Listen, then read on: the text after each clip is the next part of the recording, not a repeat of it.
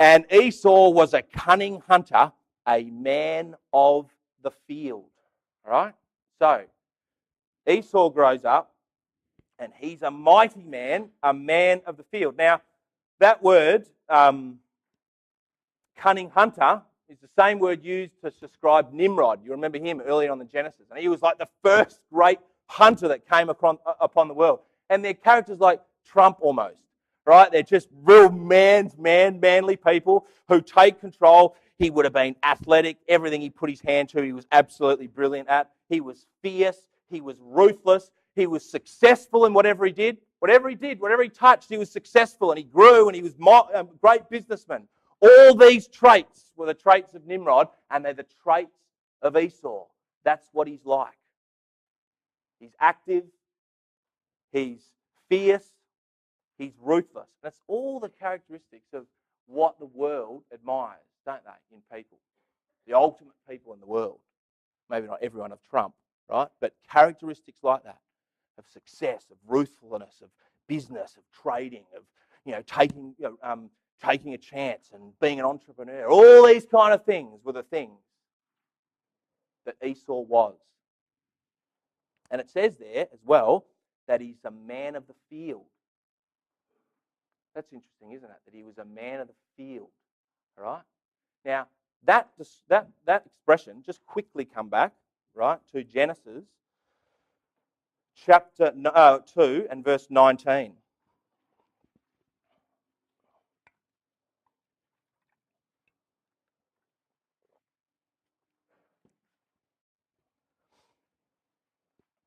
This expression of the field is one that God uses right from the start about animals. All right? Look at verse 19. And out of the ground, Yahweh God formed every beast of the field. Okay? Beast of the field. And here's Esau. He's hairy. And he loves the field and loves getting out with the field. And in a way, when you looked at Esau, he was like an animal, wasn't he? Right? The way he was built, the way he looked, the way he ran across the fields hunting. He was like an animal. And that's the point that God is making. He was like an animal. But see, God, right from the start, didn't he? He separated and gave a different purpose to man than all the rest of the creatures that came upon the world. We know this verse in verse 26 of chapter 1 of Genesis. Look what he says. And God said, right, we've made everything now. But now we want to make something very special and unique and different. And he says, verse 26, and God said, let us make man in our image. We're going to make someone who looks like us. And not only is he going to look like us, but look what he goes on to say, verse 26, and after our likeness. He's going to have this man, different from all the rest of the beasts of the field, he's going to have the capacity to develop my character and think like me. That's what the destiny can be for man. But you see, look what Esau chose. Esau chose to be just like the beasts of the field. And he's had so much potential, like every person does, to ultimately live to our potential, which God wants, and that's to be like him. But Esau just was like a beast of the field. He's like an animal. See how beautifully God makes that point? And some people do that, don't they? They're just like animals. And they never aspire to their potential, which God has for everyone who is wanting and willing to take it. All right? So he was a man of the field. Let's go back to Genesis chapter 25. Now, the next thing it describes is Jacob. And Jacob is described very differently. In verse 27, it says, and Jacob was a plain man dwelling in tents. Now, that description, I just think, has been hijacked a little bit. Like, you always see Jacob as like, in the Sunday school book, he's the most nerdy guy you've ever seen in your life, right? He's in the tent with mum, right? And he doesn't like going outside, right? His skin's a bit pale. He's the most nerdy person ever. And it's probably all taken from that word plain, right? Jacob was a plain man. But it actually doesn't mean that, all right? Jacob was, and as we'll find out, he's not plain and boring. He's intelligent, he's active, he's interesting, he's spiritual. He's an intelligent guy. And that word plain actually means upright. That's what it means. He was a man who was upright, a man who had integrity. In fact, this is where that other word's used. Job 1 verse 1. There was a man in the land of Uz whose name was Job, and that man was perfect and upright. He's like Job. He's upright. He's a man of integrity. He's got problems, but he's different to Esau in that way. He's not plain and he's not boring. Now, the other reason we think that he's plain and boring is because it says, then he was dwelling in tents. And the picture I've always had of Jacob dwelling in tents is he's doing cross-stitch with mum in the tent. Esau's out like he's just killing animal after animal. And there's Jacob, just doing stitch after stitch with mum in the tent, all right? He's just the most nerdy guy in the world. But again, that's not what the record is trying to tell us, right? It's trying to tell us that this man actively chose to be a tent dweller. Because that's what his dad chose to do. And that's what his grandpa chose to do. And that idea of a sojourner is just, that's the life. That in Hebrews 11, that's the thing that's highlighted about these fathers. They decided, I don't want the world. I just want to be a sojourner and wait for the kingdom. And this is telling us that that's what Jacob had decided he wanted. There's a beautiful contrast here, which we haven't got time to go to, but when it describes Esau's life, okay, and there's a whole chapter given to Esau's life in Genesis chapter 36, and it says all the amazing things he did. He built cities, and he had kings and dukes, and he had all these things, and all this massive giant family. And then the next chapter, chapter 37, it introduces Jacob, and it says, and Jacob was a sojourner in tents. Because that's what he chose. He chose a different life to his brother. And that's what we're being told here in that record when it says he was a sojourner. He actually chose and said, you know what, I want this truth. I think there might be something in it. And that's what he decided to do. Now, these two boys are so different. They're on different paths in life. Their lives look completely different. And of course, what does this do? It creates division in the house, doesn't it? And we see that division in verse 28. It says, and Isaac loved Esau because he did eat of his venison, but Rebekah loved Jacob. So there creates in this house, as a result of the completely different lifestyles of these two boys, a division in the household. And perhaps Isaac was quite a guy who maybe wasn't that good at tennis, right? But when he saw his son, okay, he loved him because he was brilliant at everything. I just imagine them going out and playing golf, right? Esau going to come play golf, and Esau says, yes, let's go. And he says, come on, you come as well, Jacob. And Jacob's like, here we go. Right? They go out in the course, and Esau tees up on the first, and he just smacks it down the fairway so long. Isaac's like, oh, there's my boy, right? And Jacob just hits it over into the bush. And Jacob probably felt that growing up. I feel for Jacob. He would have hated it, wouldn't he? That his father loved his brother so much, and that he could never be as good. He could never be as great as what his brother was. But his mother, who we're going to find is an extremely perceptive woman, who understands God and spiritual things as a lot of women do more than men a lot of the time. And she loved Jacob. She'd got the dream from God.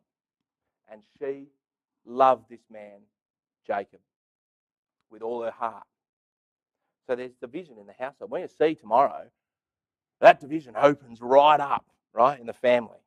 Okay? It becomes all open for everyone to see. But it's already bubbling away. Now, verse 29 to verse 34, finally we have this story about the birthright. Now, what was the birthright all about? Well, the birthright in the Bible is about, it's about the future. It was all about whoever got the birthright would become almost like the priest of the family. He would have the authority of the family. He would have the inheritance of the family. Okay, so the birthright is all about the future. And this little story is going to give us an insight into the brains of this man Jacob and the brain of this man Esau to see what they thought about the future and how their lives were governed according to what the future was like. All right? And it's very different, the way that these two boys approach this. So, verse 29, Jacob sod pottage. All right? So he's cooking up some lentils in the tent with Mum. And Esau comes in after being in the field all day. Okay, hairy, he's covered in sweat. And he comes into the tent. And he's absolutely famished. And he says in verse 30, and Esau said to Jacob, feed me, I pray thee, with some of that red pottage, for I am faint. Therefore his name was called Edom. So he comes in, and all he wants is this pottage to satisfy him. Right? Another translation of that verse says, feed me some of this red stuff. Yes, this red stuff, because I am starving. Now, red pottage comes from the word Edom or Adam. Right? And it represents earthly pleasure. And that's what Esau was all about. It represents his life. And he craved this kind of earthly pleasure as the number one key thing that he was trying to get out of life. And this little story demonstrates that with just even the way that he eats up that meal. That's what he wanted in life. And verse 32, after Jacob says, all right, sell me the birthright then. You want this food? Right, it's nice food. Put some seriously good garnish in it. You want it, don't you? And Esau says this in verse 32. And Esau said, behold, I am at the point of death. What profit is that birthright to me? I'm about to die. Of what profit is that stupid birthright? He saw no value in God's benefits unless they were here and now. Unless they were felt in the present. And anything beyond death was useless for Esau. He just wanted stuff now. Birthright, who cares about the birthright? That's all about the future. I don't care about it. All I care about is stuff to have right now that can fulfill my stomach right now. And that was Esau's view of life. And that's the view of life of most people in this world, isn't it? Eat, drink, and be merry, because tomorrow we're going to be dead. And anything beyond death is absolutely useless and of no point to me. So I will get what I can right now out of this bowl, and I'll lick it right up, and then I'll be done with it. That's what Esau's view of life was. And that's what he does. Verse 34. And Jacob gave Esau the bread and the pottage and the lentils, and he did eat and drink and rose up and went his way. So he tasted this beautiful pottage, but it lasted just a moment. And then it was gone. He ate and he drank, and then he rose up and he went his way. And that's the way Esau lived. And it's like the Broadway, isn't it? Like we talked about at the start. He said, you know what? I'm just going to make the most of my life now and everything that I can get from it. And I'm going to live this amazing life today. That's what I'm going to do. And you know what? Esau did do that. As we already said, if you go and read Genesis chapter 36 about what Esau became. He became an amazing man in the world. He was successful. He begat kings and dukes. He was an entrepreneur, and he married into an entrepreneurial family. And he married into his wives and hung out with influential people. He was rich. He was famous. He was likable. He would have been the kind of guy at a party that everyone would have loved, and people wanted to take a selfie with him or put him on Instagram. All this kind of stuff. That was Esau. He was like the guy in the world. He had this amazing presence, and his life was enticing. It's like, I want to be like this guy. Look at his life. Look at his God. He's got so much stuff. He's awesome. And he did. He had all of that stuff. And he had all of that success. He had everything. Except one thing. He had no future. He had no future. Nothing. When he died, all of that life, it was gone. And there's plenty of Esau's in the world today, isn't there? And I've just selected a few in that picture that most of us will recognise. And those kind of people we look at, and sometimes, maybe a lot of times, we look at their life with envy because they're successful. They take chances. They're entrepreneurs. They get rich. They go out and achieve their goal. They do amazing things. And they're popular and likable and people love them. But just like Esau, there's no future. When they're gone, they're gone. And all the money and all the fame and all the celebrity, it's gone. That's the reality of life. And that's what Esau was like. He despised his birthright. Now, God's summary of that is actually beautiful in tragic, really, in verse 34. The last phrase of verse 34. And Esau despised his birthright. He had it there. The future was in his hand. And he treated it like an ordinary meal. And that's actually what Hebrews says. Hebrews 12 says this. No one is immoral or unholy like Esau, who sold his birthright for a single meal. Isn't that beautiful, the way God describes our whole life and all the opportunities and everything we can have in it and all the great things? God says, you know what it's like compared to what I'm offering you? It's like a little bowl of baked beans, right? Or organic lentils, if that's your preferred option. God says, that's what it's like. And Esau sold that precious birthright for that little bowl of baked beans.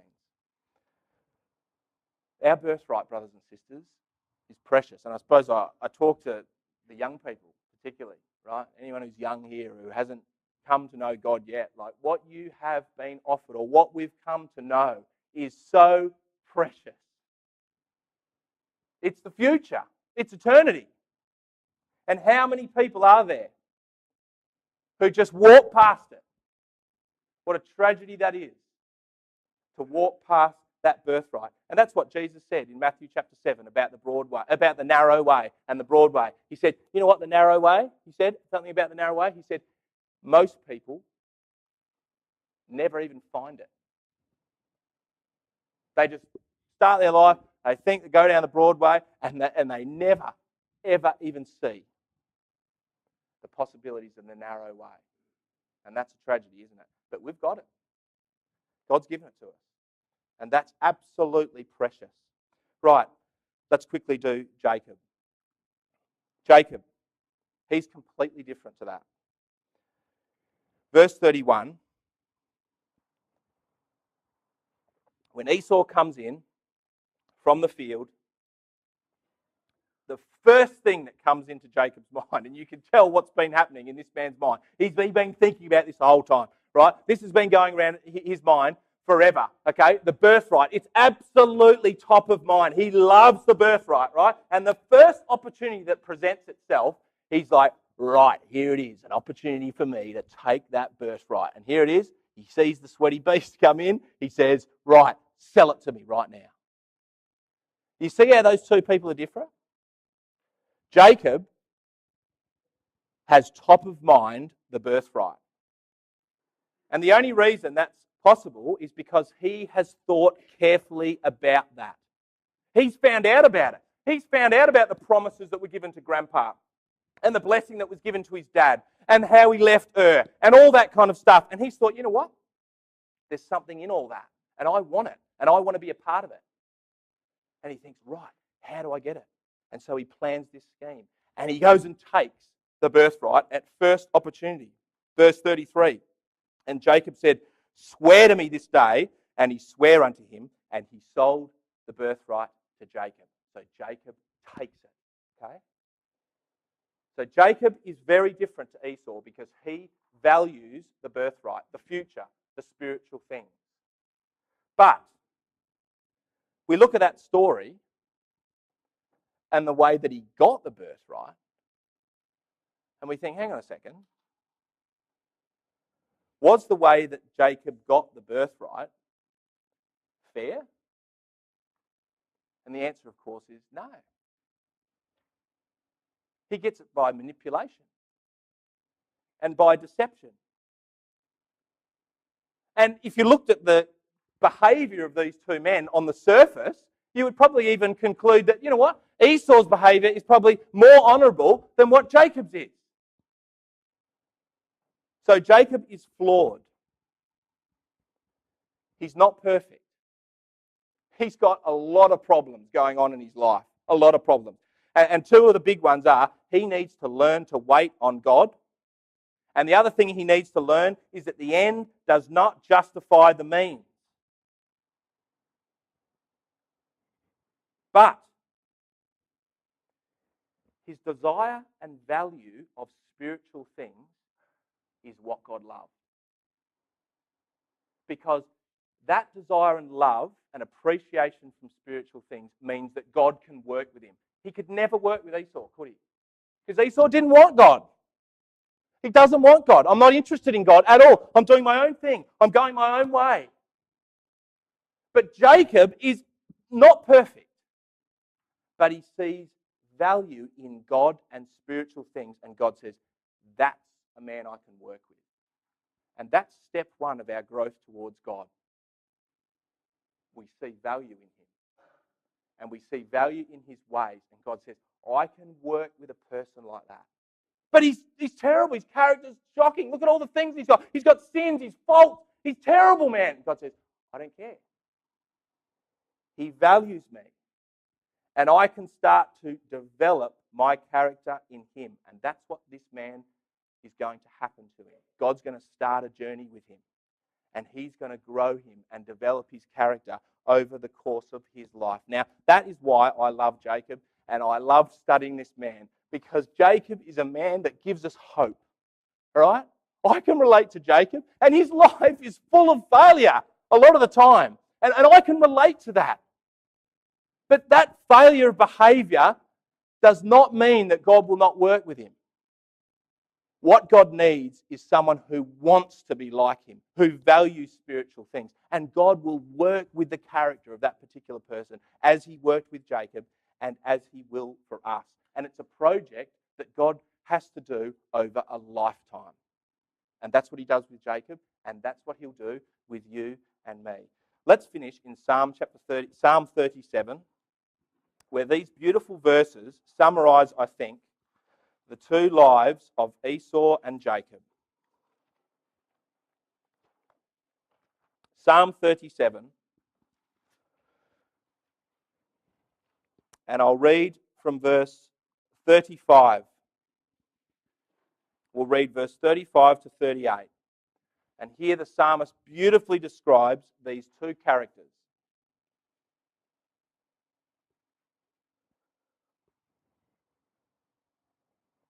I have seen the wicked in great power and spreading himself like a green bay tree. That's Esau, isn't it? Yet he passed away. And lo, he was not. And yea, I sought him, but he could not be found. But mark the perfect man. Behold the upright. That's the word about Jacob. For the end of that man is peace. But the transgressors shall be destroyed together. The end of the wicked shall be cut off.